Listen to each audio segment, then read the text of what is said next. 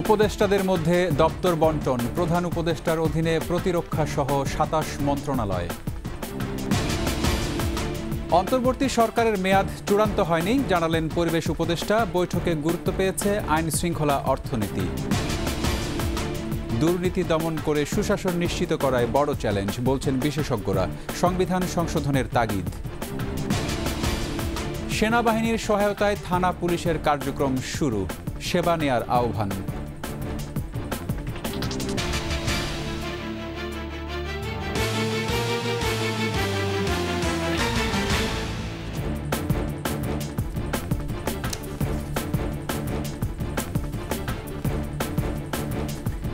শুনছিলেন first security ইসলামী bank PLC সংবাদ শিরোনাম। আমন্ত্রণ সন্ধ্যা ৭:২১ সংবাদের সাথে আছি রক্তিম ত্রিপুরা। দর্শক, ২১ টেলিভিশনের সংবাদ একই সাথে সরাসরি দেখতে পাবেন আমাদের ফেসবুক পেজ www.facebook.com/2124 অনলাইনে। সদ্য গঠিত অন্তর্বর্তী সরকারের সদস্যদের মধ্যে বিভিন্ন মন্ত্রণালয় ও বিভাগের দায়িত্ব বণ্টন করা হয়েছে। প্রধান উপদেষ্টা ডক্টর মোহাম্মদ ইউনূসের দায়িত্বে রয়েছে ২৭ মন্ত্রণালয়। স্বরাষ্ট্র মন্ত্রণালয় অবসরপ্রাপ্ত brigadier general M Sakhawat Hossain আর বৈষম্য বিরোধী ছাত্র আন্দোলনের অন্যতম সমন্বয়কারী নাহিদ ইসলাম পেয়েছেন আইসিটি মন্ত্রণালয়। আরও জানাচ্ছেন প্রণব চক্রবর্তী। ছাত্র জনতার আন্দোলনের মুখে ৫ আগস্ট দেশ ছাড়েন শেখ হাসিনা। এরপরই দেশ পরিচালনার জন্য শুরু হয় অন্তর্বর্তী সরকারের গঠন প্রক্রিয়া। ৩ দিনের মাথায় নোবেলজয়ী ডক্টর মোহাম্মদ ইউনূসের নেতৃত্বে ১৪ সদস্যের অন্তর্বর্তী সরকার। এর পরের দিন অন্তর্বর্তী সরকারের উপদেষ্টাদের দায়িত্ব বণ্টন করে প্রজ্ঞাপন জারি করে মন্ত্রিপরিষদ বিভাগ। এতে প্রধান উপদেষ্টা ডক্টর মোহাম্মদ ইউনূসের দায়িত্বে ২৭ মন্ত্রণালয়। এর মধ্যে রয়েছে মন্ত্রিপরিষদ বিভাগ, প্রতিরক্ষা, সশস্ত্র বাহিনী বিভাগ, শিক্ষা, সড়ক পরিবহন ও সেতু সহ তথ্য ও সম্প্রচার মন্ত্রণালয়। ডক্টর সালেউদ্দিন আহমেদকে দেয়া হয়েছে অর্থ ও পরিকল্পনা মন্ত্রণালয়ের দায়িত্ব। আইন, বিচার ও সংসদ বিষয়ক মন্ত্রণালয়ের দায়িত্বে ডক্টর আসিফ নজরুল। স্বরাষ্ট্র মন্ত্রণালয়ের দায়িত্বে অবসরপ্রাপ্ত brigadier general M Sakhawat Hossain. Adilur Rahman খানকে দেয়া হয়েছে শিল্প মন্ত্রণালয়, আর হাসান আরিফ পেয়েছেন স্থানীয় সরকার ও পল্লী উন্নয়ন। পররাষ্ট্র মন্ত্রণালয়ে তৌহিদ হোসেন আর পরিবেশ নিয়ে কাজ করা সৈয়দা রিজওয়ানা হাসানকেই দেয়া হয়েছে পরিবেশ ও বন মন্ত্রণালয়ে। বৈষম্য বিরোধী ছাত্র আন্দোলনের সমন্বয়কদের অন্যতম নাহিদ ইসলামকে দেয়া হয়েছে ডাক, টেলিযোগাযোগ ও তথ্য প্রযুক্তি। আর যুব ও ক্রীড়া মন্ত্রণালয়ে রাখা হয়েছে আসিফ মাহমুদ, সজীব ভূঁইয়াকে। মৎস্য ও প্রাণী সম্পদ মন্ত্রণালয়ের ভার পেয়েছে ফরিদা আক্তার। আফামা খালিদ হাসান পালন করবেন ধর্ম মন্ত্রণালয়ের দায়িত্ব। নূরজাহান বেগম স্বাস্থ্য মন্ত্রণালয় এবং সমাজ কল্যাণ মন্ত্রণালয়ের দায়িত্ব দেওয়া হয়েছে শারমিন এস মুর্শিদকে। প্রণব চক্রবর্তী, ২১ টেলিভিশন, ঢাকা। আইন শৃঙ্খলা ও অর্থনীতি পুনরুদ্ধারকেই প্রাধান্য দিচ্ছে অন্তর্বর্তী সরকার। রাষ্ট্রীয় অতিথি ভবন যমুনায় প্রধান উপদেষ্টার সাথে অন্যান্য উপদেষ্টাদের অনানুষ্ঠানিক বৈঠক শেষে পরিবেশ, বন ও জলবায়ু পরিবর্তন মন্ত্রণালয়ের উপদেষ্টা সৈয়দা রিজওয়ানা হাসান বলেন, সরকারের মেয়াদ কতদিন হবে তা চূড়ান্ত হয়নি। মফিউর রহমানের রিপোর্ট। রাষ্ট্রীয় অতিথি ভবন যমুনায় প্রধান উপদেষ্টার সাথে দেখা করতে আসেন সকল উপদেষ্টা, কয়েকজন সিনিয়র সচিব ও আইন শৃঙ্খলা রক্ষাকারী বাহিনীর প্রধানরা। বৈঠক চলে প্রায় ৪ ঘণ্টা। বৈঠক থেকে বের হয়ে সাংবাদিকদের সাথে কথা বলেন পরিবেশ, বন ও জলবায়ু পরিবর্তন মন্ত্রণালয়ের দায়িত্বপ্রাপ্ত উপদেষ্টা সৈয়দা রিজওয়ানা হাসান। আজকে উপদেষ্টা পরিষদের প্রথম একটা অনানুষ্ঠানিক আলোচনা ছিল। তিনি বলেন, আইন শৃঙ্খলা পরিস্থিতি যত দ্রুত সম্ভব ঠিক করা হবে। আইন শৃঙ্খলা পরিস্থিতিটা যত দ্রুত সময়ের মধ্যে সম্ভব কিভাবে নিয়ন্ত্রণে আনা যায় সেটা নিয়ে আলাপ আলোচনা চলছে। এটা বুঝতে হবে যে আজকেই সমস্যার সমাধান হবে না, কিন্তু সমস্যার সমাধান যত দ্রুত করা যায় সেই আলাপ আলোচনা হয়েছে এবং সেখানে আপনারা দেখেছেন যে আইজিপি মহোদয় পরবর্তীতে এসে যোগ দিয়েছেন। অর্থনীতি পুনরুদ্ধারে এ খাতের নেতৃস্থানীয়দের সাথে কথা বলে সংস্কার করা হবে। আর্থিক খাতগুলোকে শুধুমাত্র চালু করলেই হবে না, সক্রিয় করতে হবে এবং সেখানে নেতৃস্থানে পরিবর্তন আনবার প্রয়োজন যেগুলো আছে অনতিবিলম্বে সেই পরিবর্তন আনার চেষ্টা করা হচ্ছে। ব্যবসাকে উজ্জীবিত করার জন্য যত রকমের সুরক্ষা নেওয়া যায় সেটা আমাদেরকে আইডেন্টিফাই করে সেই সুরক্ষাগুলো নিতে হবে। দেশ পুনর্গঠন চাইলে অন্তর্বর্তী সরকারের মেয়াদ নিয়ে এখনই ভাবা যাবে না বলেও মন্তব্য করেন তিনি। মেয়াদের বিষয়ে এখন আলোচনা করাটা বা সিদ্ধান্ত নেওয়াটা সম্ভব না, কারণ আপনি যদি কি রিফর্ম চান এটা না বুঝে তো আমি মেয়াদের কথা বলতে পারবো না। আর রিফর্ম যদি আপনারা না চান তাহলে আবার আরেক কথা। হ্যাঁ, কাজে এখনই মেয়াদ করে অস্থির হওয়ার কিছু নাই। আইসিটি মন্ত্রণালয়ের উপদেষ্টা নাহিদ ইসলাম বলেন, সরকারের সাথে শিক্ষার্থীরা কিভাবে কাজ করবে সেটা নিয়ে ভাবা হচ্ছে। ছাত্রদের ভয়েস থাকার জন্য ছাত্রদের জায়গা থেকেও উপদেষ্টা প্রয়োজন। সেই জায়গা থেকেই আমরা 2 জন ছাত্র প্রতিনিধি এই উপদেষ্টা প্যানেলে রয়েছি এবং পাশাপাশি আরও আমাদের ছাত্র প্রতিনিধিরা অন্যান্য উপদেষ্টাদের সাথে সহকারী হিসেবে সামনের দিনে কাজ করার সুযোগ থাকবে। শিক্ষার্থী হত্যার সাথে জড়িত সকলকে বিচারের আওতায় আনা হবে বলেও জানান তিনি। আমরা মনে করি যে ছাত্ররা এবং নাগরিকরা ঐক্যবদ্ধ থাকবে। মফিউর রহমান, 21 টেলিভিশন, ঢাকা। চ্যালেঞ্জ থাকলেও অন্তর্বর্তী সরকারকে অর্থনীতি, নির্বাচন কমিশন, বিচার বিভাগ সহ প্রতিটি বিভাগেই সংস্কারের পদক্ষেপ নেওয়া প্রয়োজন, এমনটা বলছেন বিশেষজ্ঞরা। একই সঙ্গে দুর্নীতি দমন, সুশাসন নিশ্চিত ও সংবিধান সংশোধনের পক্ষে কাজ শুরুর তাগিদ তাদের। বিস্তারিত জানাচ্ছেন শাকেরা আরজু। নতুন এক বাংলাদেশের দায়িত্বে এখন ডক্টর মোহাম্মদ ইউনূসের নেতৃত্বে 17 সদস্যের অন্তর্বর্তী সরকার। দীর্ঘ স্বৈরশাসনের পর সংস্কার কাজ চ্যালেঞ্জিং। তাছাড়া এই সরকারের কাছে সব মহলের প্রত্যাশাও অনেক বেশি। তবে এই মুহূর্তে সরকারের প্রধান কাজ হচ্ছে আইন শৃঙ্খলা পরিস্থিতি স্বাভাবিক করা এবং প্রশাসনের শৃঙ্খলা ফিরিয়ে আনা। এরপর দুর্নীতি দমনকে প্রাধান্য দিয়ে দ্রুতই দিতে হবে সংস্কার কাজে হাত। রাজনৈতিক সরকারগুলো ক্ষমতার পালাবদলের সঙ্গে সঙ্গে সবকিছু দলীয়করণ করা হয়। নতুন প্রেক্ষাপটে মেধা ও যোগ্যতার ভিত্তিতেই নিয়োগ নিশ্চিত করার উপর জোর দেন এই স্থানীয় সরকার বিশেষজ্ঞ। বহু প্রতিষ্ঠানে বহু পদ খালি, লক্ষ পদ খালি আছে। রিক্রুটমেন্ট হতে হবে স্বচ্ছ, প্রতিযোগিতামূলক, যেটার জন্য দাবি করা হয়েছে।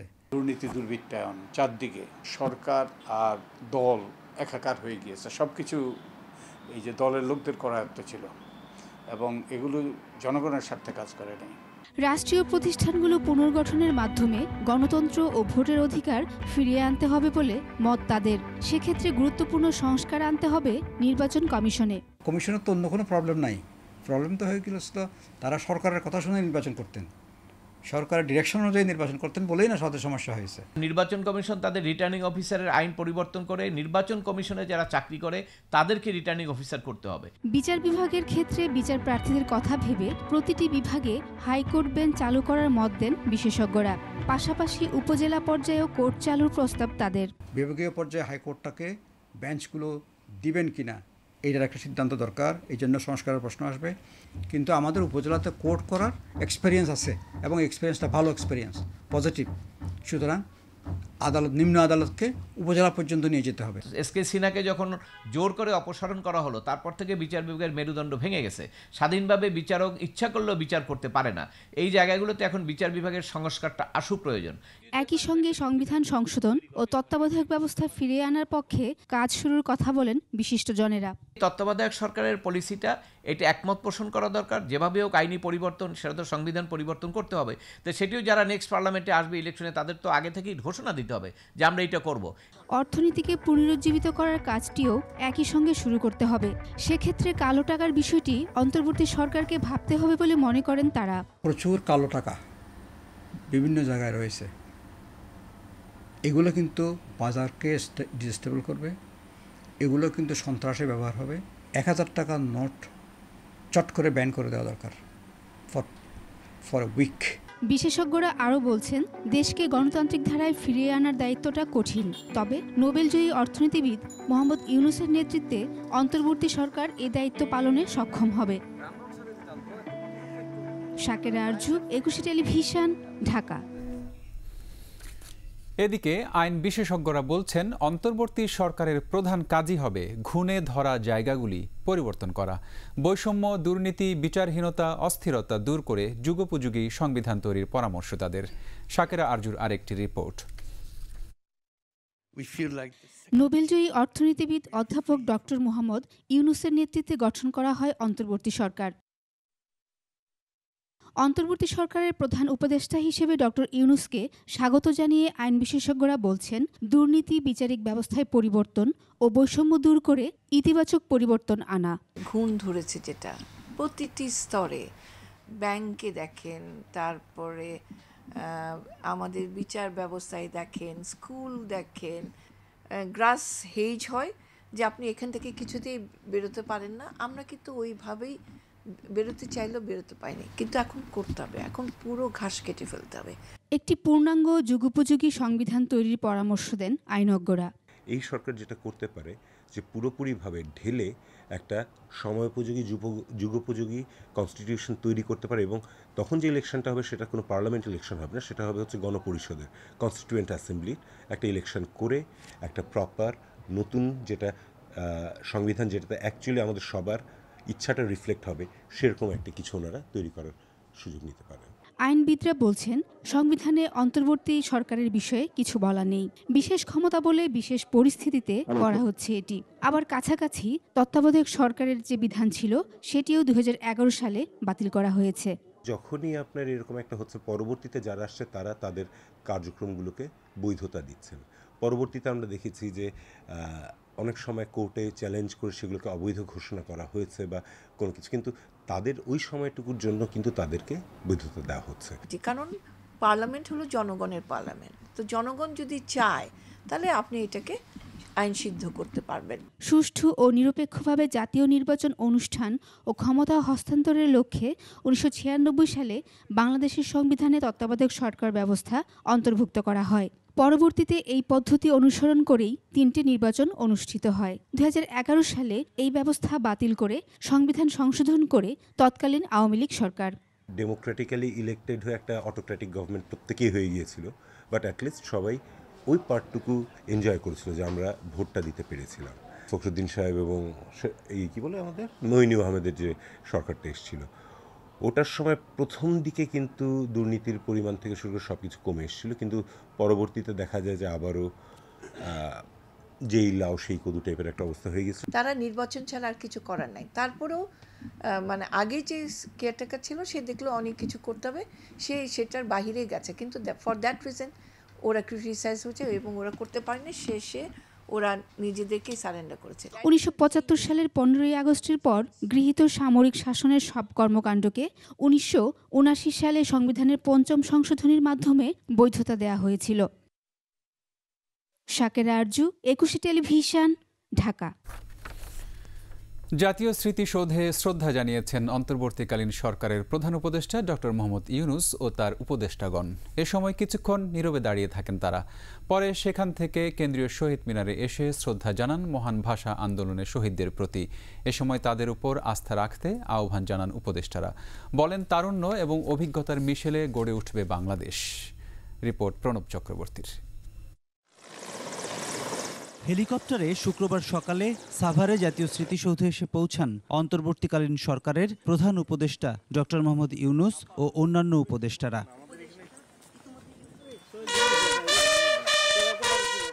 বৃষ্টিভেজা সকালে জাতির শ্রেষ্ঠ সন্তান মুক্তিযুদ্ধের বীর শহীদদের প্রতি ফুল দিয়ে শ্রদ্ধা জানান প্রধান উপদেষ্টা ডক্টর মোহাম্মদ ইউনূস। 3 বাহিনীর একটি চৌকস দল এ সময় সশস্ত্র সালাম জানায়।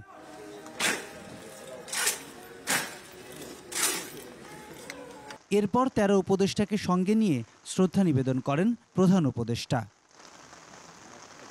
পরে স্বাক্ষর বইয়ে নিজের অভিব্যক্তিটুকু লিখে রাখেন অন্তর্বর্তী সরকারের প্রধান। সাভার থেকে অন্তর্বর্তীকালীন সরকারের প্রধান এবং অন্য উপদেষ্টারা আসেন কেন্দ্রীয় শহীদ মিনারে। শুরুতেই ভাষা শহীদদের প্রতি শ্রদ্ধা জানান প্রধান উপদেষ্টা ডক্টর মোহাম্মদ ইউনূস। এরপর অন্য উপদেষ্টাদের নিয়ে আবারও শ্রদ্ধা জানান প্রধান উপদেষ্টা। পরে উপদেষ্টারা সাংবাদিকদের জানান, অন্তর্বর্তীকালীন সরকারের উপর জনগণের আস্থার মর্যাদা রাখতে কাজ করছেন তারা। আমাদের তরুণ সমাজ আমাদের জন্য যে অপূর্ব সুযোগ এনে দিয়েছে দেশ গড়ার, এই সুযোগটা যেন আমরা কাজে লাগাতে পারি। পরিকল্পনা হচ্ছে সত্যিকার অর্থে একটা উদার গণতান্ত্রিক পথে যেন বাংলাদেশ যাত্রা করতে পারে, সেই ভিত্তিটা স্থাপন করে দেওয়া। আমাদের যারা সিনিয়র সিটিজেন নাগরিক সমাজ, তাদের অভিজ্ঞতা, গ্রহণযোগ্যতা এবং একই সাথে আমাদের যে তারুণ্যের শক্তি, এই উভয়ে মিলে আমরা বাংলাদেশ রাষ্ট্রটাকে আবার নতুন করে সাজাতে পারি। আমরা মনে করি এই সহযোগিতাপূর্ণ মনোভাব এই সরকার তার পূর্ণ মেয়াদ কালে আমরা পাবো এবং আমরা সমানভাবে আমাদের যেই দাবি নিয়ে আন্দোলন করেছিলাম, শিক্ষার্থীদের যে দাবি ছিল সেগুলো পূর্ণাঙ্গভাবে বাস্তবায়ন করতে সক্ষম হব। সরকারের বাইরে থেকে বাংলাদেশের জন্য যেমন কাজ করেছেন তার অধিক কাজ দেশের প্রয়োজনে করে যাবার প্রত্যয় জানান নতুন সরকারের সদস্যরা। প্রণব চক্রবর্তী, 21 টেলিভিশন, ঢাকা। অন্তর্বর্তীকালীন সরকারের প্রতি পূর্ণ সমর্থন রয়েছে বলে জানিয়েছেন ঢাকাস্থ জাতিসংঘের আবাসিক সমন্বয়কারী গোয়েন লুইস। আর বাংলাদেশের মানবাধিকার ও গণতন্ত্র নিয়ে উন্নয়ন সহযোগীদের সংখ্যা কেটে গেছে, সবাইকে নিয়ে নতুন বাংলাদেশ তৈরি হবে বলে জানান বিএনপির স্থায়ী কমিটির সদস্য Amir Khasru Mahmud Chowdhury. An important moment of consultation, dialogue, and again, we're always calling for calm.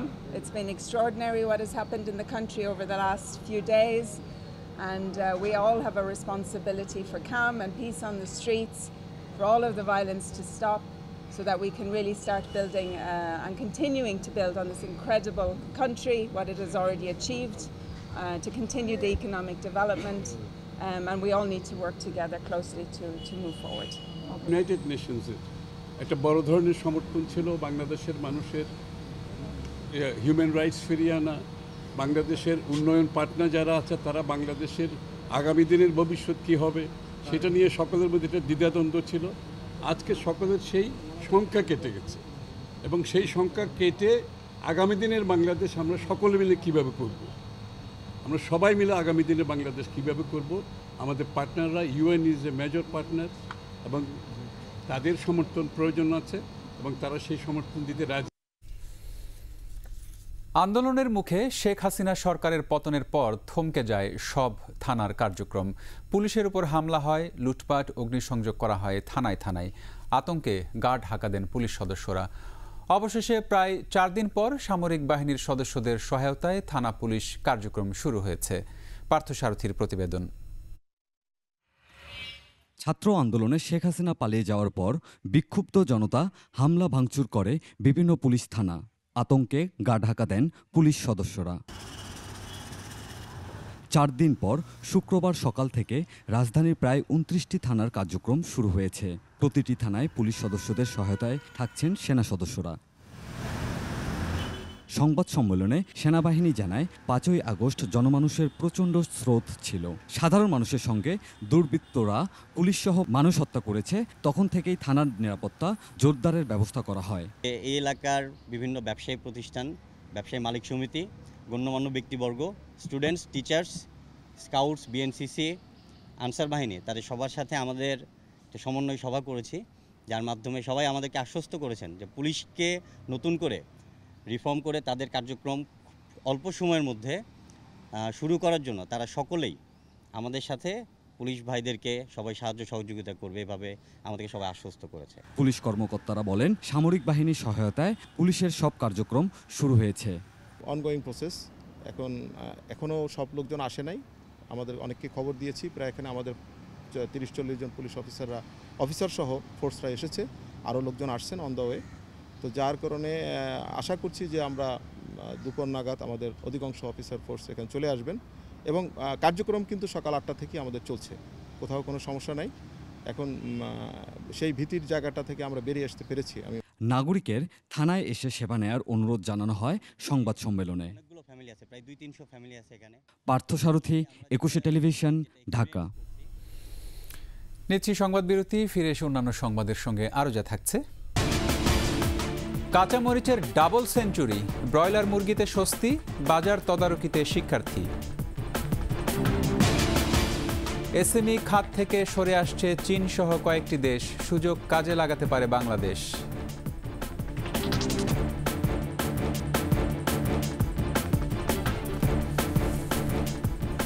আমন্ত্রণ আবারও সন্ধ্যার 21 সংবাদে।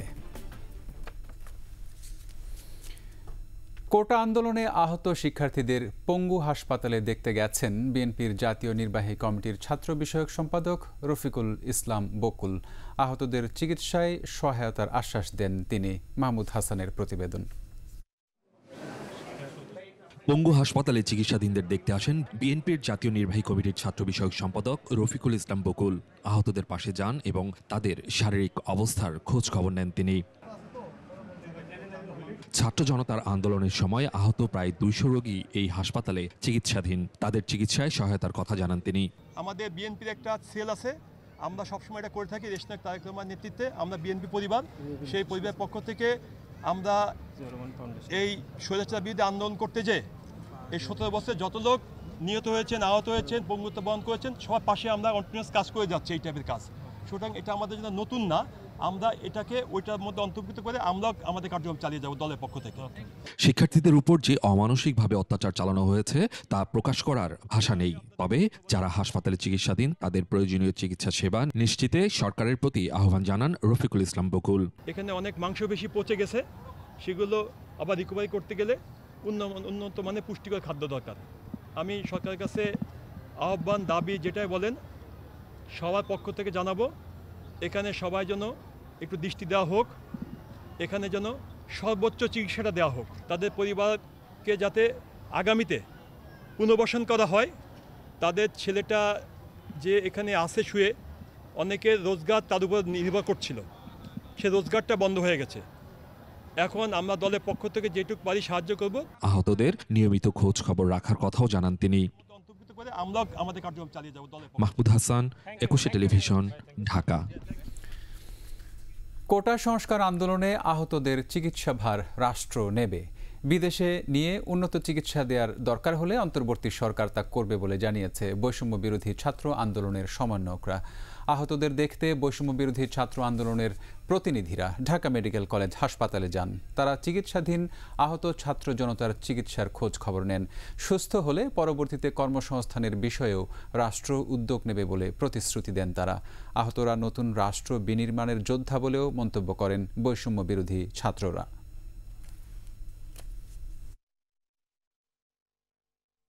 যারা আহত রয়েছেন তাদেরকে প্রয়োজনে হলো গিয়ে সিএমএইচ অথবা যদি প্রয়োজন হয় বিদেশি নিয়েও যদি ভালো ট্রিটমেন্টের দরকার হয় সেই ব্যবস্থা, উন্নত চিকিৎসার ব্যবস্থা তারা করবেন। এই স্বৈরাচার ফেসিবাদী সরকারকে পতন করতে গিয়ে যারা আহত হয়েছে, যারা নিহত হয়েছে, বিশেষ করে যারা নিহত হয়েছে তাদেরকে জাতীয় বীরের মর্যাদা দেওয়া হবে। আমরা কথা দিচ্ছি আমাদের ভাইরা সুস্থ হয়ে বাড়ি না যাওয়া পর্যন্ত আমাদের এই যে রাজপথে নেমে আসা ভাইদের খোঁজে, বোনদের খোঁজে, সেটি থামবে না।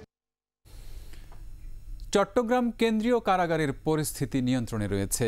বিজিবি ও সেনাবাহিনীর সদস্যরা এসে পরিস্থিতি নিয়ন্ত্রণে এনেছেন। দুপুর 1:45টার দিকে নগরীর কোতোয়ালি থানার লালদিঘি পাড়ে কারাগারে বিক্ষোভ করেন বন্দীরা। ওই সময় বাইরে থেকে গুলির শব্দ শোনা যায়। জেল কর্তৃপক্ষ জানায় দুর্ধর্ষ বন্দীরা সেলে থাকে, সেখানে কোনো সমস্যা হয়নি। তারা কারাগারের প্রধান ফটক ভেঙে পালানোর চেষ্টা করে। কারাগারের আশেপাশে বিজিবি ও সেনাবাহিনীর সদস্যরা ছিলেন। তারা এসে পরিস্থিতি নিয়ন্ত্রণে এনেছেন। এখন পরিস্থিতি স্বাভাবিক।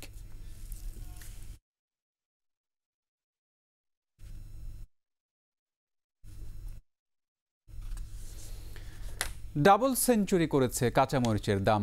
গত সপ্তাহের তুলনায় ডিমের দাম ডজনে 12 টাকা কমলেও আলু, পেঁয়াজের দাম ঊর্ধ্বমুখী।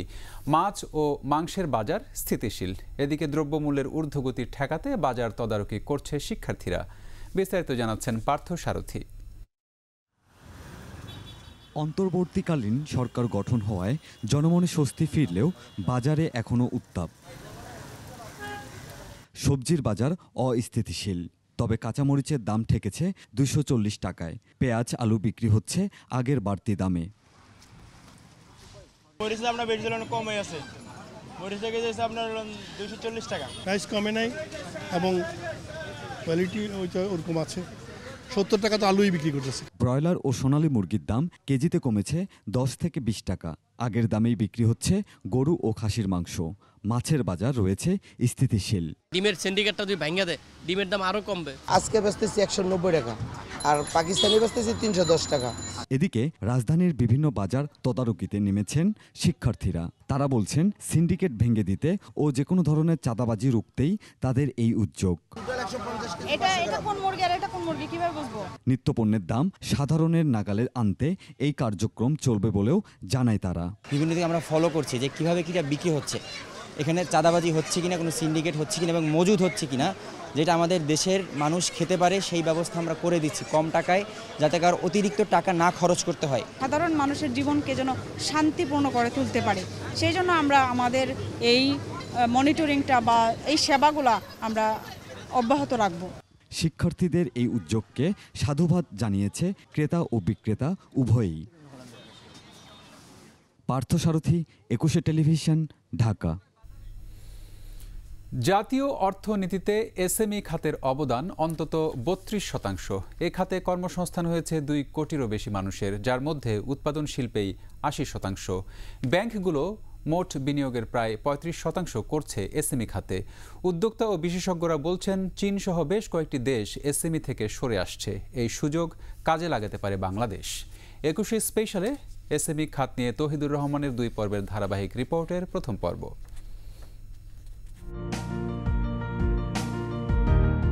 গত 1.5 দশকের বেশি সময়ে ব্যাপক বিকশিত হয়েছে দেশের ক্ষুদ্র, ছোট ও মাঝারি খাত এমএসএমই। হালকা প্রকৌশল, পাট, চামড়াজাত পণ্য, হস্ত ও কুটির শিল্পের পাশাপাশি বৃহৎ শিল্পের কাঁচামাল উৎপাদনেও গুরুত্বপূর্ণ অবদান রাখছে ক্ষুদ্র, ছোট ও মাঝারি খাত। বিশেষ করে পোশাক শিল্পের ব্যাকওয়ার্ড লিঙ্কেজ অর্থাৎ পশ্চাৎপদ সহযোগ খাত হিসেবে এমএসএমই রাখছে বড় ভূমিকা। উৎপাদনশীল কর্মক্ষেত্রে 80% কর্মসংস্থান সৃষ্টি হয়েছে এমএসএমই খাতে। আজকে থেকে 20-25 বছর আগে চায়না প্লাস কনসেপ্ট ছিল, সেই সুযোগটা কিন্তু একসময় ভিয়েতনাম, ক্যাম্বোডিয়া, থাইল্যান্ড, ইন্ডিয়া নিয়েছে। সুতরাং এই যে নতুন যে সুযোগটি এসেছে, আমি অনেক সময় বলি যে বাস আসার মতো, সেই বাসে যদি আমরা না উঠতে পারি, আমরা কিন্তু সেই সুযোগটা হাতছাড়া হবে। হাজার লক্ষ কোটি মানুষকে এমপ্লয়মেন্ট দিতে হলে এসএমই পারে শুধু তাদেরকে প্রপার এমপ্লয়মেন্ট দিতে। তো সুতরাং এসএমইকে নিয়ে আরও ব্যাপকভাবে চিন্তা করে লক্ষ্য নির্ধারণ করা, তার সাথে সাথে অন্যান্য সব কিছু যেভাবে হবে এগুলিকে ধরে রাখা দিয়েই হবে এসএমইর ডেভেলপমেন্ট। সর্বশেষ অর্থনৈতিক সুমারি অনুসারে দেশে শিল্প খাতের প্রতিষ্ঠানের সংখ্যা ছিল 78,18,565টি। এর 99%ই কুটির, ক্ষুদ্র ও মাঝারি উদ্যোক্তাদের। সব মিলে এ খাতে জড়িত 2,10,00,000-এরও বেশি মানুষ।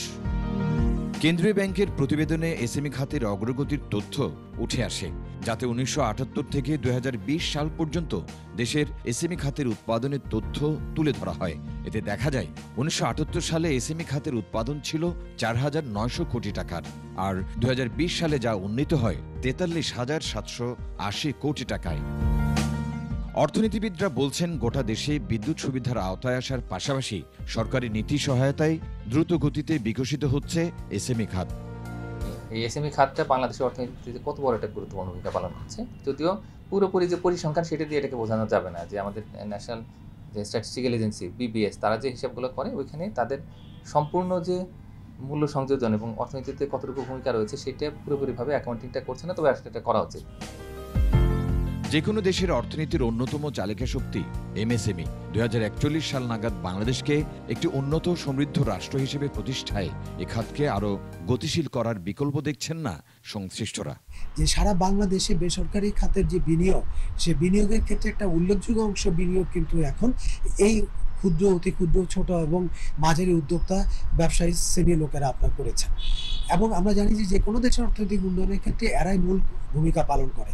তবে রপ্তানি বৃদ্ধি এবং স্থানীয় উদ্যোক্তাদের পণ্য বা সেবা গ্রহণে ভোক্তাদের অংশগ্রহণ আরও বাড়ানোর কথা বলছেন তারা। এটা সম্ভব হলে এমএসএমই খাতে বিনিয়োগ আরও বাড়বে বলে আশা করছেন বিশেষজ্ঞরা। একটা যদি আইনগত এরকম কোনো বাধ্যবাধকতা তৈরি করা যায় যে দেশের ভিতরে একটা নির্দিষ্ট ধরনের শিল্প পণ্যের জন্য নিজস্ব যে মূল্য সংযোজন সেটা একটা নির্দিষ্ট শতাংশে হতে হবে। এটা যদি করা যায় তাহলে সেটা কি হবে যে নিজেদের মানে বড় শিল্পগুলো নিজেদের এসএমইউ যেরকম শক্তিশালী হবে, এর পাশাপাশি প্রচুর আউটসোর্সিং হবে। চীন সহ শিল্পোন্নত দেশগুলো এমএসএমই থেকে সরে আসছে। বাংলাদেশি উদ্যোক্তারা এই সুযোগ কাজে লাগাতে পারে। এজন্য এই খাতের বিদ্যমান সব প্রতিবন্ধকতা দূর করা জরুরি বলছেন সংশ্লিষ্টরা। তৌহিদুর রহমান, 21 টেলিভিশন, ঢাকা। এবার আমাদের সাপ্তাহিক আয়োজন জনদুর্ভোগ।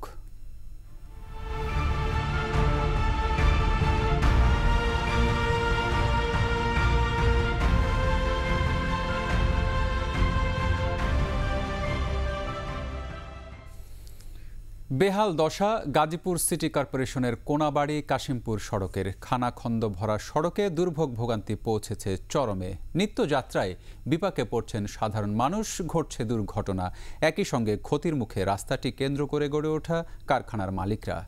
গাজীপুর প্রতিনিধি অপূর্ব রায়ের তথ্যচিত্রে ডেস্ক রিপোর্ট।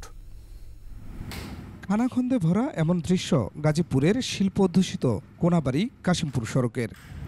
কোনাবাড়ি থেকে কাশিমপুর পর্যন্ত 7 কিলোমিটার রাস্তার পুরোটারই বেহাল দশা। রাস্তার পিচ উঠে গেছে আরও 10-12 বছর আগেই। খানাখন্দ ছাড়াও বিভিন্ন স্থানে তৈরি হয়েছে ছোট বড় অনেক গর্ত। দীর্ঘদিন ধরে এই রাস্তা ভাঙ্গা, কাজ করবো করে না। আগে অনেক গাড়ি চলতো, এখন গাড়ি চলে মানে 20 বছর হবে এইরকম এই রাস্তায় কোনো কাজ হয় না। এই রাস্তা ভাঙ্গা ছিল, দেখতেছেন গাড়ি মাঝে মধ্যে বৃষ্টি হলে উল্টে পড়ে যায়। এই রোড দিয়ে হাজার হাজার শ্রমিক যাতায়াত করে, সেই ক্ষেত্রে যাতায়াতের রাস্তা বাংলাদেশে আমার মনে হয় না যে এত খারাপ রাস্তা কোথাও আছে। মাঝে মধ্যে ইটের সুরকি দিয়ে ক্ষত সারানোর চেষ্টা করলেও দুর্ভোগ লাঘব হচ্ছে না স্থানীয়দের। বৃষ্টিতে পানি জমে ডুবে যায় সড়ক, বাড়ায় দুর্ঘটনার ঝুঁকি। দিনে দিনে ক্ষোভ বেড়েছে সাধারণ মানুষের। গাড়িতে চললে সমস্যা হয় দেখে হাইটে যাওয়ার লাগে। একটু বৃষ্টি হলেই এই রাস্তাতে সমুদ্রের মতো পানি হয়ে যায়। এই অবস্থা হচ্ছে ভাঙ্গা, যাত্রীর সমস্যা হয়, আমাদের গাড়ির সমস্যা হয়।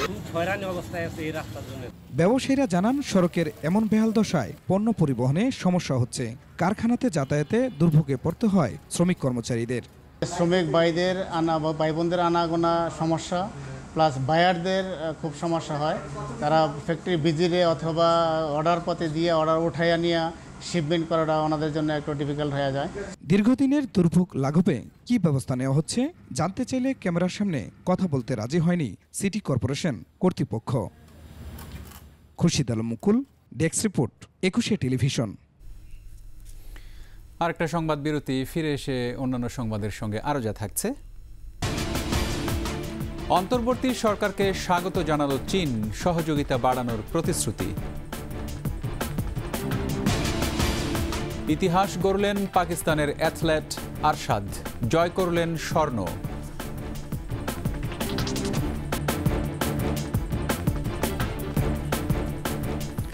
আমন্ত্রণ আবারও সন্ধ্যার 21 সংবাদে। নাগরিক অধিকার ক্ষুণ্ণ করে এমন যে কোনো পদক্ষেপ সরকার শক্তভাবে প্রতিরোধ করবে বলে জানিয়েছেন নবনিযুক্ত attorney general advocate Mohammad Asaduzzaman.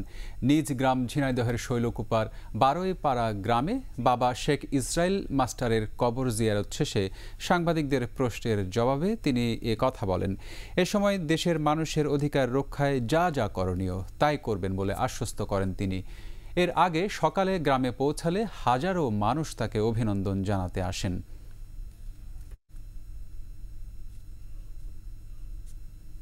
নাগরিক অধিকার ক্ষুণ্ণ করার যে কোনো পদক্ষেপকে এই সরকার যথাযথভাবে প্রতিরোধ করবে।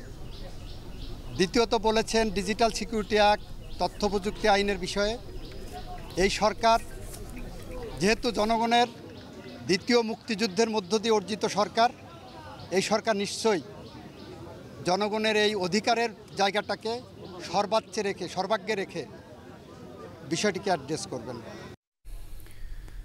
এবার বাণিজ্য সংবাদ।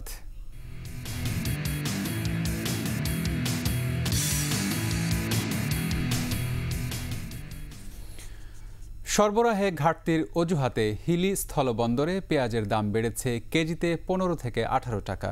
দুদিন আগে বন্দরে পাইকারিতে 80 থেকে 82 টাকা দরে বিক্রি হচ্ছিল, এখন তা বেড়ে হয়েছে 95 থেকে 100 টাকায়। আমদানিকারকরা বলছেন, গেল সপ্তাহে ব্যাংকিং কার্যক্রম পুরোপুরি সচল না থাকায় ঠিকমতো এলসি খোলা যাচ্ছিল না। এতে করে বন্দর দিয়ে পেঁয়াজের আমদানি কমে যায়। এবার আন্তর্জাতিক সংবাদ।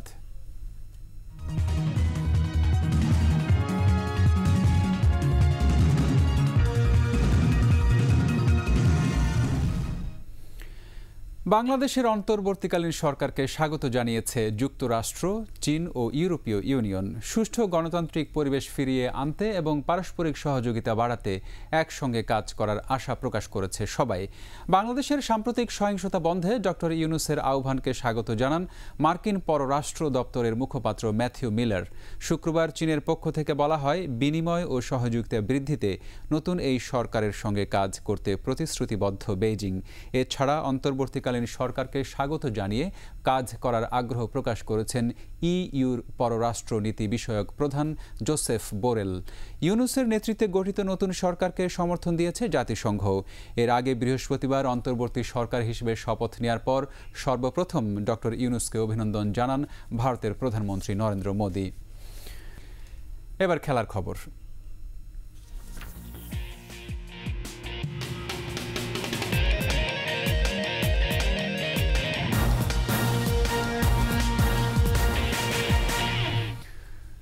সংখ্যালঘুদের নির্যাতনের গুজবে কান না দিতে অনুরোধ করলেন বাংলাদেশ জাতীয় দলের উইকেটরক্ষক লিটন কুমার দাস।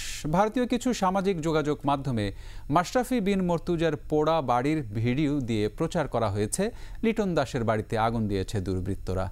এবার সত্য তুলে ধরলেন লিটন দাস।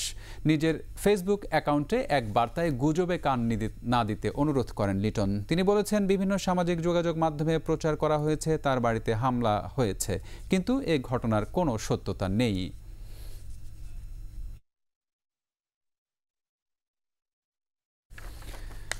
দুটি 4 দিনের ম্যাচ ও 3টি একদিনের ম্যাচ খেলতে পাকিস্তান সফরে বাংলাদেশ এ দল। পাকিস্তান পৌঁছে 2 দিন অনুশীলন করার সুযোগ পাবে বাংলাদেশ। এরপর স্বাগতিকদের বিপক্ষে সিরিজের প্রথম 4 দিনের ম্যাচ গড়াবে 13 আগস্ট। 20 আগস্ট থেকে শুরু হবে দ্বিতীয় টেস্ট। 3 ম্যাচ ওয়ানডে সিরিজের প্রথমটি হবে 26 আগস্ট। মুশফিকুর রহিম, মমিনুল হকদের নিয়ে গড়া দলটাকে বেশ ভারসাম্য রাখা হয়েছে। 15 ক্রিকেটার সঙ্গে কোচিং স্টাফ। দেশের সব পরিস্থিতি ভুলে মাঠের ক্রিকেটে মনোযোগের পুরোটা দেওয়ার কথা জানান বিসিবি নির্বাচক আব্দুর রাজ্জাক।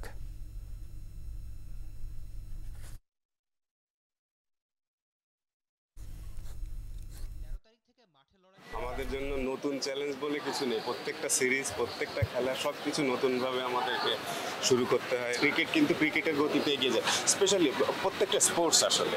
তো আসলে ওইটার জন্য আসলে চ্যালেঞ্জের কোনো কথা না। চ্যালেঞ্জ হচ্ছে আমাদের ক্রিকেটটাই, যে যখনই আমরা যেখানে খেলতে যাই প্রত্যেকটা জিনিসই আমাদের জন্য চ্যালেঞ্জিং আসলে। কোনোভাবেই নারী টি-20 বিশ্বকাপের আয়োজনের দায়িত্ব হারাতে চায় না বাংলাদেশ ক্রিকেট বোর্ড। নিরাপত্তা চেয়ে সেনাপ্রধান জেনারেল ওয়াকারুজ্জামানকে চিঠি লিখেছে বিসিবি। অক্টোবরে বাংলাদেশে হওয়ার কথা রয়েছে নারী টি-20 বিশ্বকাপ। তবে রাজনৈতিক বাস্তবতা বদলে যাওয়ার পর এখন টুর্নামেন্ট অনেকটাই অনিশ্চিত হয়ে গেছে। এই অবস্থা থেকে ঘুরে দাঁড়িয়ে বিশ্বকাপ আয়োজন করতে চায় বিসিবি। তাই সেনাপ্রধানের কাছে নিরাপত্তা চেয়েছে বোর্ড। এদিকে আইসিসি এখনও পরিস্থিতি পর্যবেক্ষণ করছে। বিকল্প হিসেবে তাদের ভাবনায় আছে ভারত, সংযুক্ত আরব আমিরাত ও শ্রীলঙ্কা। অক্টোবরে 10 দল নিয়ে 23 ম্যাচের এই টুর্নামেন্ট ঢাকা ও সিলেটে হওয়ার কথা রয়েছে। শেষ করছি সন্ধ্যার 21 সংবাদ। যাবার আগে ফার্স্ট সিকিউরিটি ইসলামী ব্যাংক পিএলসি সংবাদ শিরোনামগুলো আরও একবার। উপদেষ্টাদের মধ্যে দপ্তর বন্টন। প্রধান উপদেষ্টার অধীনে প্রতিরক্ষা সহ 27 মন্ত্রণালয়। অন্তর্বর্তী সরকারের মেয়াদ চূড়ান্ত হয়নি, জানালেন পরিবেশ উপদেষ্টা। বৈঠকে গুরুত্ব পেয়েছে আইন শৃঙ্খলা, অর্থনীতি। দুর্নীতি দমন করে সুশাসন নিশ্চিত করাই বড় চ্যালেঞ্জ, বলছেন বিশেষজ্ঞরা। সংবিধান সংশোধনের তাগিদ। সেনাবাহিনীর সহায়তায় থানা পুলিশের কার্যক্রম শুরু, সেবা নেয়ার আহ্বান।